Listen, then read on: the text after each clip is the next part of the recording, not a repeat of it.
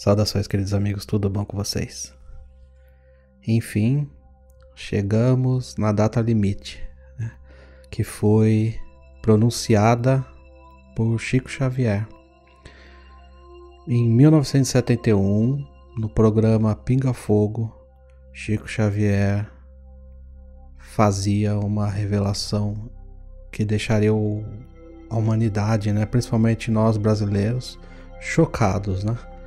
Ele falou que se passássemos um período, né, que seria mais ou menos um período de teste, sem causar guerras de destruição em massa, que seriam guerras nucleares, os nossos irmãos estelares se apresentariam e passariam a fazer parte do nosso convívio. Eles iriam se apresentar e nos ensinar e tudo mais, né? Começar a ter contato conosco. E essa data, né? Essa data começou a ser contada no dia que o homem pisou na Lua, segundo Chico Xavier. Foi em 1969. E de lá para cá começou, né? Iniciou uma contagem de 50 anos. Essa data 1969, né? Começou a contar desse momento que os irmãos estelares entenderam que o homem, né, saindo do seu planeta, ele já estava, de certo modo, preparado, né, para um contato. Só que ainda haveriam, né, esses testes, porque nós somos, né, muito destrutivos, na verdade, né? Nós não aceitamos, né, que algo saia do nosso controle, ou enfim, né, tudo nesse planeta acaba virando guerra. E uma guerra de destruição em massa seria o ponto final, né? Esse ponto crucial de que eles de fato não fariam contato conosco e pronto. Mas vencemos esse prazo, né? Já em 2019, faz 50 anos que o homem pisou na Lua. E o prazo era esse, né? 50 anos.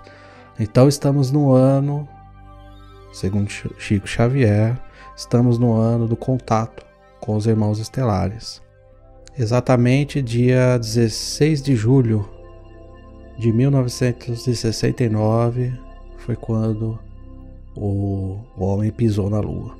Isso quer dizer que em 16 de julho de 2019 vai completar exatamente os 50 anos. Mas já estamos no ano. Ele não falou que seria 50 anos exato, né? Não precisava chegar em julho, sim passar o período de testes.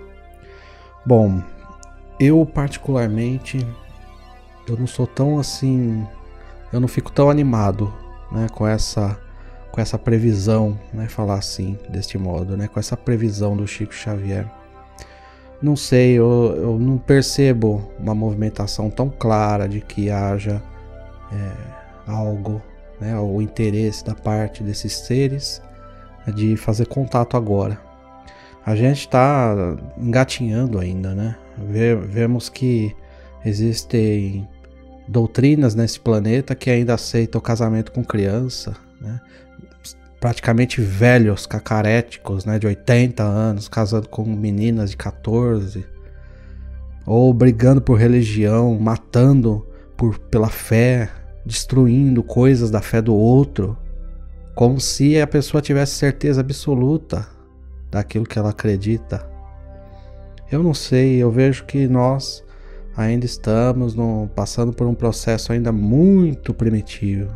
Temos muita tecnologia, mas quando a gente fala de espiritualidade, parece que a gente retrocede uns 3.000 anos. A ciência, a meu ver, está muito à frente da espiritualidade. Mas porque a ciência, ela não briga com nada, né? Ela está ali desbravando, e o que é comprovadamente, cientificamente comprovado é aceito.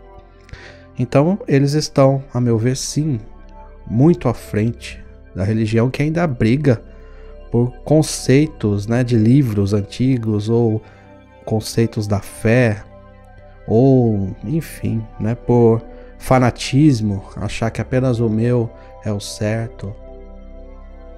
Quando se fala de espiritualidade, a humanidade parece que é meras crianças. E quando falamos de ciências, aí sim, né, estamos um pouco mais avançados, né? Vemos tecnologias, avanços e tudo mais.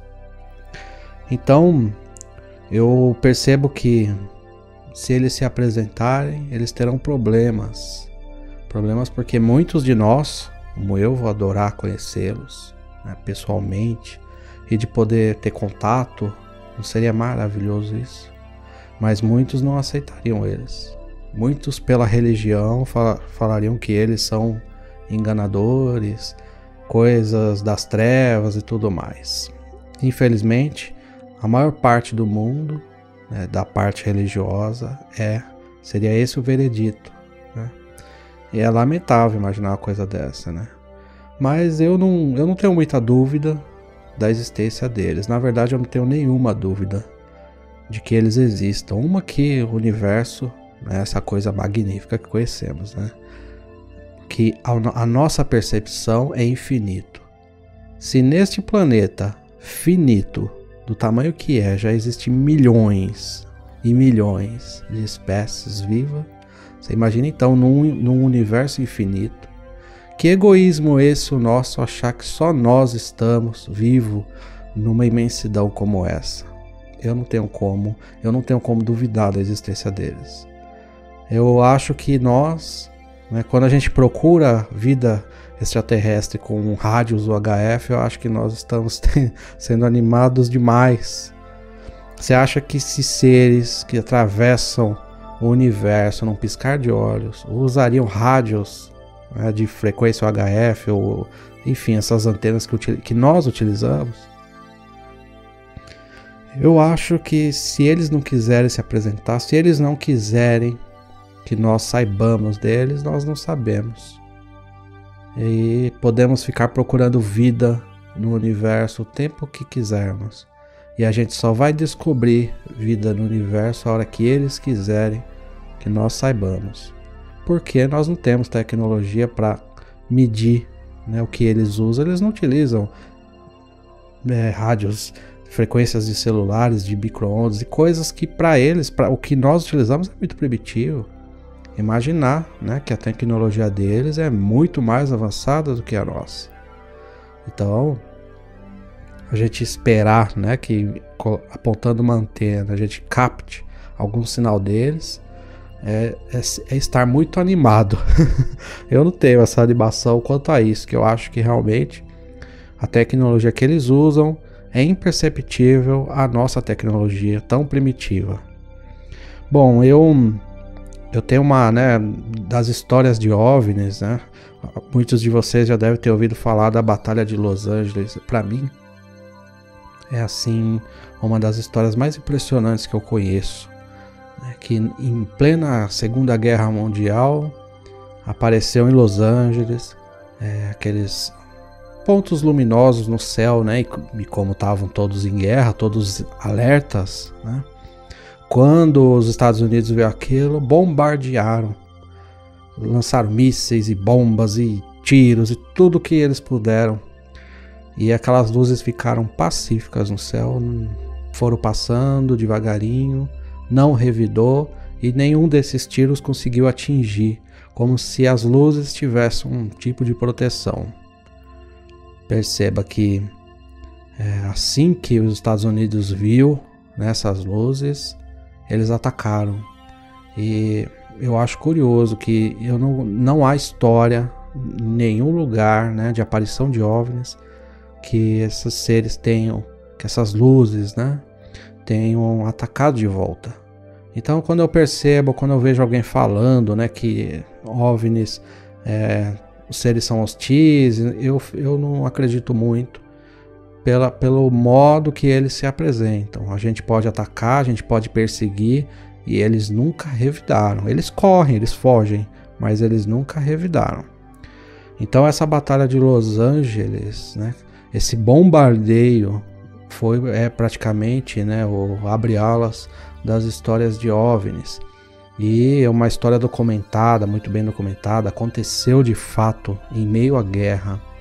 Ninguém pode explicar o que são essas luzes. Na verdade, na Segunda Guerra Mundial apareceu muito OVNIs, né? Tanto é que às vezes os aliados pensavam que eram aliados, às vezes pensavam que era tecnologia de Hitler e aquela coisa. E esses OVNIs eles meio que documentaram o que nós estávamos fazendo, né? O que nós estávamos aprontando conosco.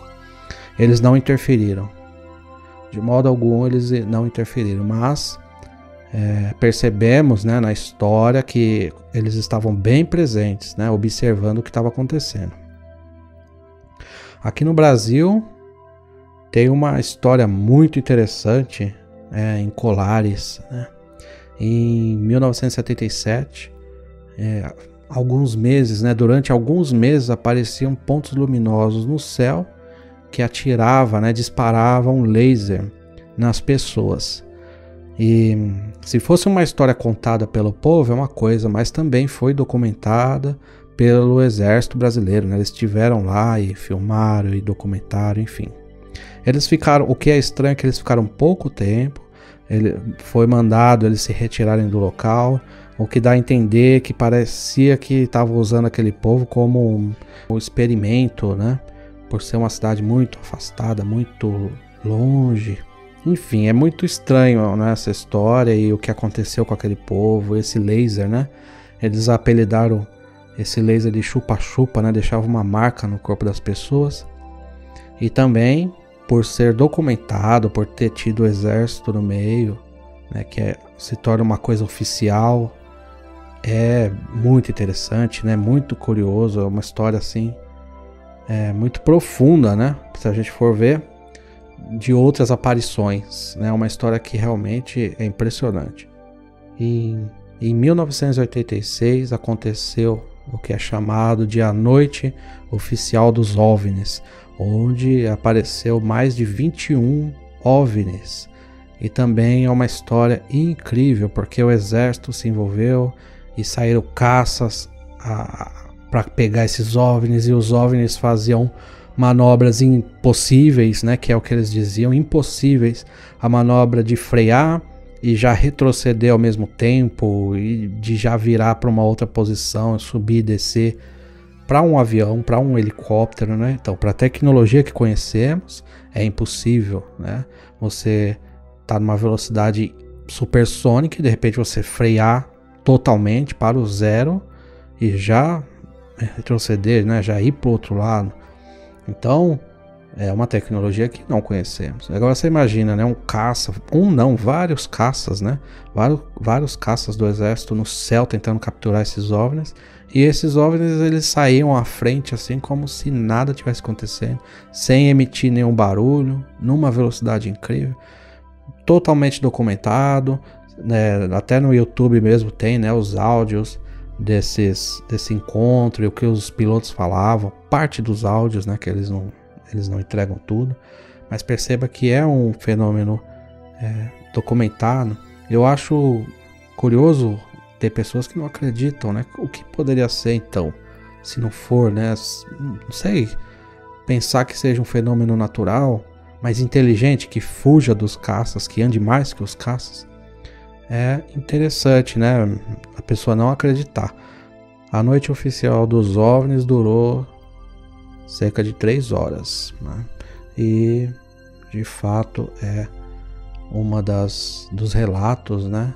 Uma das experiências com OVNIs mais impressionantes que temos. E a mais recente, essa, até hoje, assim, eu me impressiono quando eu vejo. Às vezes eu vou lá ver, sabe? Em 2012, não sei se vocês lembram, há uma aparição que ocorreu próximo do Sol. E ela ficou ali ligada, né, com o Sol, como se tivesse um campo ali. Eu não sei se aquela bola puxava a energia do Sol, ou se o Sol puxava a energia daquela bola. Mas parece que, de um certo modo, aquilo ali estava acalmando o Sol de algum modo, né? Porque foi bem na época que os cientistas falavam que haveria uma tempestade solar, né? Que há ciclos, o Sol tem ciclos, né? E ia cair em 2012 um ciclo de uma tempestade forte, né, do Sol, que poderia emitir energia, né, raios solares para a Terra, que poderia causar problema para a gente. E de repente no meio dessa história, e claro, 2012 também foi o ano do fim do mundo, né? Do calendário maia, aquela coisa. E de repente aparece essa bola, que é do tamanho do nosso planeta, diga-se de passagem, então é uma senhora bola, né? Do tamanho do nosso planeta. E fica lá durante 80 horas acoplado ao Sol, fazendo não sei o que, de repente vai embora da mesma maneira que chegou.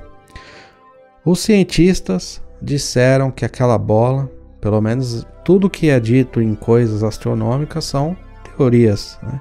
Ninguém pode afirmar o que é aquilo, ninguém estava lá, ninguém pegou uma amostra daquilo, mas os cientistas falam que aquilo era uma bola de gás e ela ficou presa entre a gravidade, né, ali do Sol, e ela não conseguia nem entrar no Sol e nem sair do Sol, ela ficou presa ali. Eu particularmente, com a minha total ignorância, né, porque eu não sou, de modo algum, sou cientista, mas eu acho que às vezes eles falam as coisas só para acalmar mesmo, só para tirar o foco das pessoas.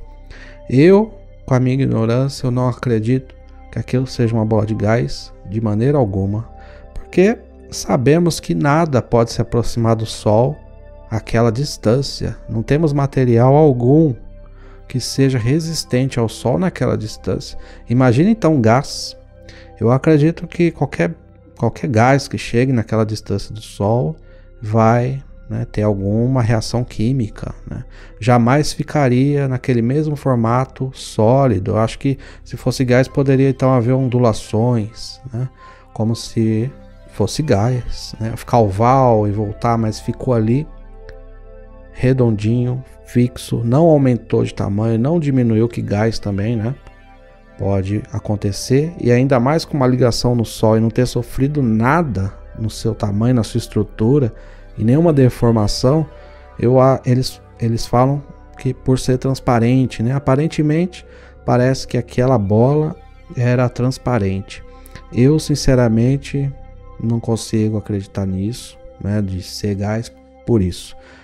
Aquela estrutura não sofreu nenhuma alteração no seu tamanho, né, no seu formato, enquanto ali estava. E do mesmo jeito que chegou, foi embora, e foi embora rápido, né, desacoplou ali alguma coisa do Sol. Se a gente parar para analisar, isso é incrível e impressionante. Eu acho que das filmagens que a gente tem, essa é a filmagem mais impressionante que temos. O que acontece é que nós somos movidos à novidade, né? O que falamos hoje, daqui a uma semana, acabou, né? Passou a novidade. A gente já está em busca de uma outra novidade. E eu acho, assim, de um certo modo, a gente acaba perdendo joias preciosas no caminho. A gente fica tão em busca de novidade que não percebe as coisas maravilhosas que passam por nós. Esse fenômeno de 2012 do Sol é uma coisa que, nossa, isso é uma coisa tão impressionante que deveria ser discutido até hoje. E eu acredito que um dia saberemos o que é. Eu acredito que seja alguma coisa de fato fora desse planeta com vida. Eu acredito nisso. Eu não acho que aquilo seja um fenômeno natural ou como uma bola de gás. Não acho. Mas é como eu disse, né? Eu sou totalmente ignorante a isso, né? Não posso, eu não tenho nenhuma base curricular para categorizar e dar uma opinião de verdade, né? É bom que isso fica para os especialistas, né? Para os doutores. Mas eu percebo que quando aparecem coisas inexplicáveis, os cientistas ou alguns deles tratam de correr para arrumar uma desculpa para as pessoas falarem assim: ah, então tá bom, agora tá explicado. Mas são tantas coisas impressionantes que acontecem que eu gostaria muito de ouvir um cientista falar assim: não temos resposta para isso agora. Seria mais bonito, né, do que ficar iludindo as pessoas. Da ISS também já apareceu coisas, né, da estação espacial filmando a Terra, já apareceu coisas. Alguma delas a NASA correu de desligar, né, a live que eles deixam, né, online para as pessoas que quiserem assistir a Terra ao vivo, e de vez em quando aparece, ocorre alguma aparição, algum avistamento, né, com as câmeras, eles desligam, ficar fora do ar. pela falta de resposta. Eu acredito que se eles tivessem as respostas mesmo, eu acredito que seria orgulhoso da parte deles de falar. Talvez eles saibam sim, eles saibam que existe, eles tenham lá, né, equipamento, ou de repente até encontraram tecnologia que não é nossa. Mas eu acho que eles não falaram ainda de uma maneira aberta por falta de conhecimento, né? Por falta de respostas. Se o governo abrisse e falasse, nós sabemos dos OVNIs, nós já pegamos extraterrestres, aí vem as perguntas, mas quem são, de onde vêm? E aí não se tem respostas. E os governos, o que mais detestam é parecerem assim, né, que não sabem. Eles detestam. Isso aí é uma questão do ego, né? Uma questão da postura de estar, né, no poder, tá ali o governo é a cabeça do povo, né? Tá ali acima. Como que o governo não tem resposta para isso? Então é melhor não falar. E algumas coisas causam pânico, né? Principalmente em pessoas que são religiosas, supersticiosas e tudo mais. Algumas afirmações ou algumas verdades causariam o pânico generalizado ou a sensação do apocalipse. Então é de fato triste que algumas pessoas estejam, né, vivendo há 2.000 anos atrás, enquanto outras vivem há 2.000 anos à frente. Nós precisamos ter mente aberta, aceitar, né, a ideia de que não estamos sós no universo. Eu acredito que isso não seja nem discutível. Falar se existe ou não existe, eu não consigo enxergar a possibilidade da não existência. Tanto por probabilidade, como pelas aparições, os avistamentos, como também pela nossa observância, né?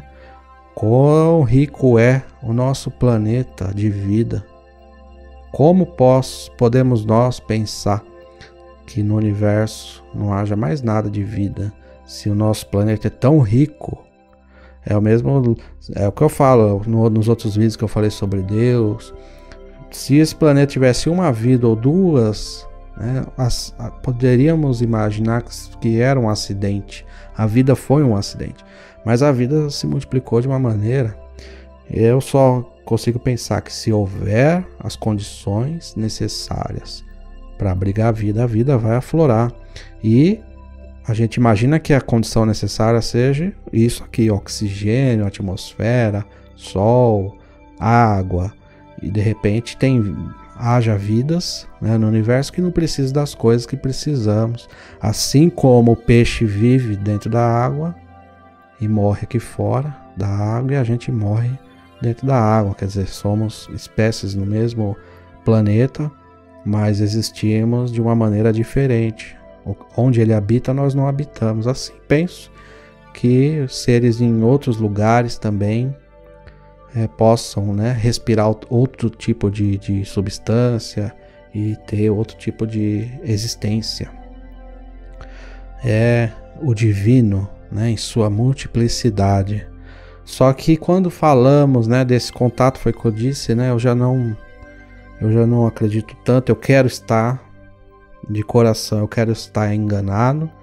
Eu quero chegar aqui nesse canal um dia e falar: olha, Chico Xavier estava certo e fizemos o contato, tá aqui a filmagem, olha eles pousando.